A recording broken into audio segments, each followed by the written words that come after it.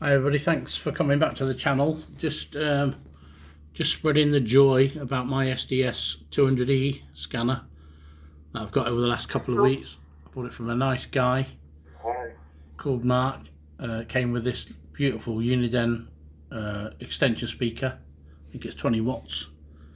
And there's my little 3600 there, which I absolutely love as well. It's basically the same system as that, but it's not a colour screen.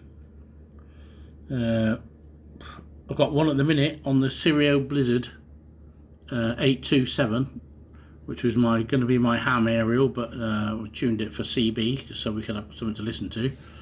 So obviously my brain's grown a couple more cells since then, so I've got the idea of that. And this one here is on one of the little Sky Scans, the one with the mag mount and the like 4 or 5 aerials on the top and 4 little rubber ducks hanging off it.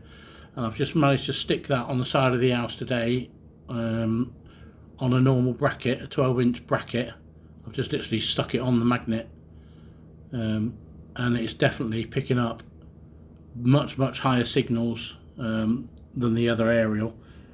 Doesn't seem to be a lot of information to find out about what aerial does what and what's the best aerial. A lot of people seem to be playing about, and some aerials just don't look like they're very big. You know, they're like a couple of foot long. No radials on them.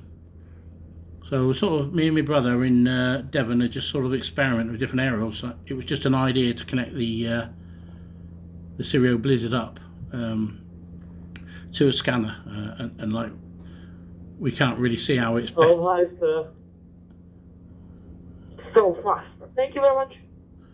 We can't really see how it's better than more of a tuned aerial, but obviously it's not tuned for this, but we just think, oh, a big lump of metal sticking up right at the top of the house, you know, right up high, how can it not, you know, how can anything benefit that? But I've just done a little test anyway, and I logged into an Asian gentleman on one of these mosque channels, and the outcome of that was, on the SDS200 I had 4 bars of signal, and on the 3600, which is on the Stereo Blizzard aerial, I didn't have any bars at all, and the signal was just dropping in and out. So that sort of tells me straight away that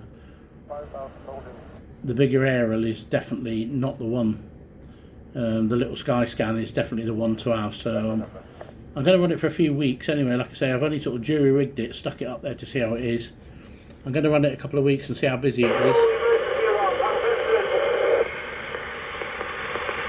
Down for a second to see how busy it gets or not, and then I might buy the bigger one, you know, and fit the second bracket and have a small pole, because obviously when you get it back into scanning, you want the best, don't you? So this is why I've got what I think is 2 of the best radios, although this one here I do want to replace this with the SDS100, so I've got the colour screen like this one. But really pleased with this radio. It's fantastic. You can customize all the colors on it. You know, it's very customizable.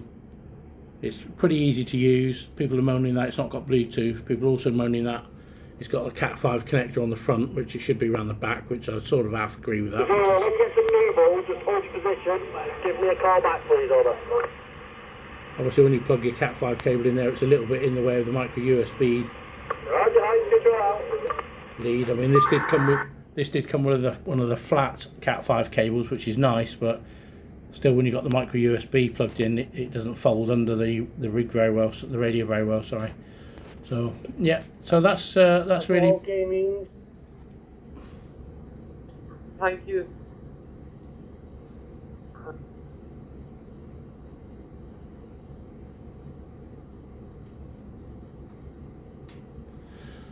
So that's really the crux of it. Anyway, I was just going to quickly show you how to display the SDS200. You can do this with the 3600 as well on the computer, so you have a live display. So what we'll have to do for that is we'll have to just plug in the USB cable.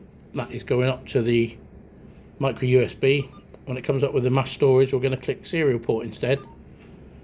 Okay, and then we're going to come up on the PC and we're going to launch ProScan. which is a great little program as well.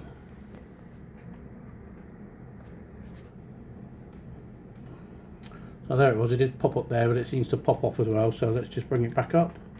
So this is my scanner now, running away. So it replicates the scanner exactly, so you know, I don't think I can get both of them in the picture where you can actually, oh maybe I can.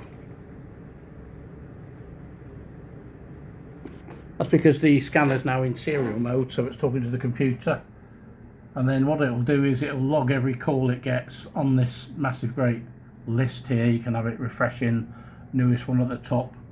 And as you can see, some of the areas, this is what obviously comes off of the RRUK website.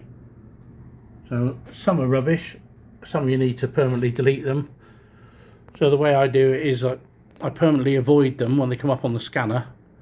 And then after a couple of days I download the scanner, and then all the avoids, I just delete them, and then I upload again to the scanner. So it sort of, you know, replace the favourites on the scanner, make sure you delete the favourites, and it uploads a fresh lot of the frequencies that you've just corrected, if you like. So the idea is, in the end, after, you know, a few times of doing this, you'll get rid of the ones you don't want. You might have some mosques coming on.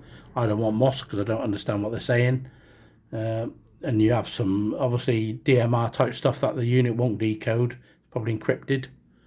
So that's a good little great little thing really, because you can just put your scanner, you know, working away in the corner there, and then you can have that on display. So anyway, thanks for watching my channel. Hopefully going to take my foundation course soon, and then I'll be betting back on the Yaesu, the 450D, having a little look what's going on there. But for now, I absolutely love the scanner. Probably comes from when I was a lad. I was probably about 10 or 11.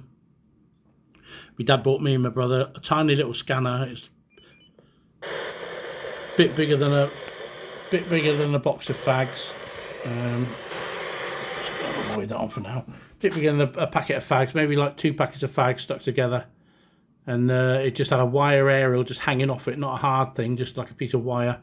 And as he drove us about, it'd pick up all the CBs, everybody transmitting on CB. So it was just a little simple scanner, and it just sparked a massive interest really. So I've had quite a few scanners. Okay, Terry, I told my team leader I can't do nothing.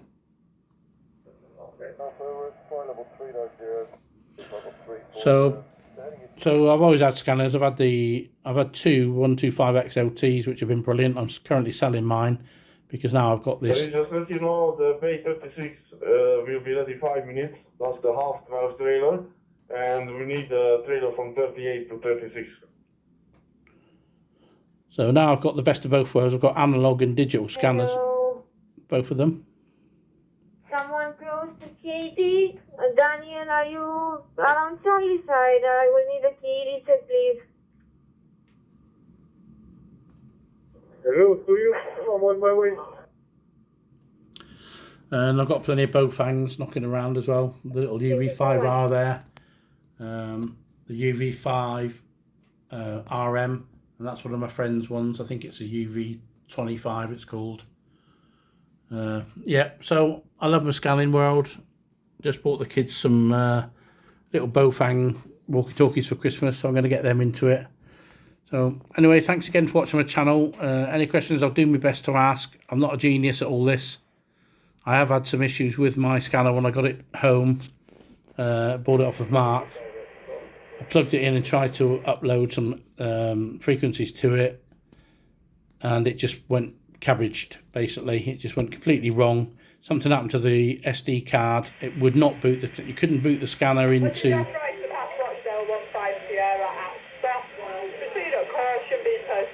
Any obstructions.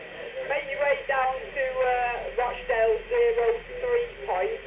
When you get there, you'll have to jump out and bar them for your direction of travel.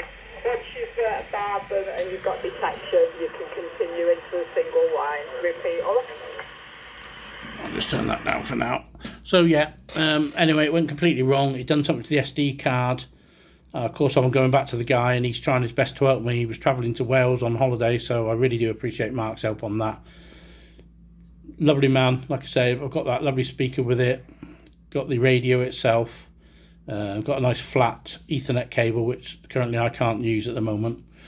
So yeah, he helped me out. He sent me a backup copy of the SDS card, which I was so grateful for. So I stuck that on the SDS card. Sorry, SDS, that's what the scanner's called. The micro SD card, and it then booted it back to basic mode where I could then get into the scanner. But before I had to do that, it was actually my computer ports that completely locked up. So every time I plugged the USB cable in, the scanner wouldn't come up with mass storage or serial mode, and then basically that means it's useless. Went on a load of forums. To ask the question why it's, what's happened. I went to Uniden. They said, oh, you need to wipe the card, which I'd already done that, and it was just death really. So once I got these things on it and I managed to get it working, I followed a couple of sites how to reset all my ports on my PC, which I can always tell you if you need to. So I went into the Reg editor, set this section called Arbiter, I think it's called, to 0, restarted my PC, and then as if magic had happened, the PC picked up the scanner straight away, so I was away then. Obviously I used the Sentinel. I have got the Pro Scan subscription as well, because that's a cracking thing, and I didn't know Sentinel was like free. And I've got the RR UK subscription, which is £15 a year, and I do recommend that to everybody, because you can just go on there and virtually get what you want and just bung it on the scanner and off it goes. So it takes a little bit of mastering, but nothing really much. So right, thanks very much for watching. I am definitely going now because I need to do a bit more research because I'm studying for foundation. So catch you all later. Take care. Goodbye.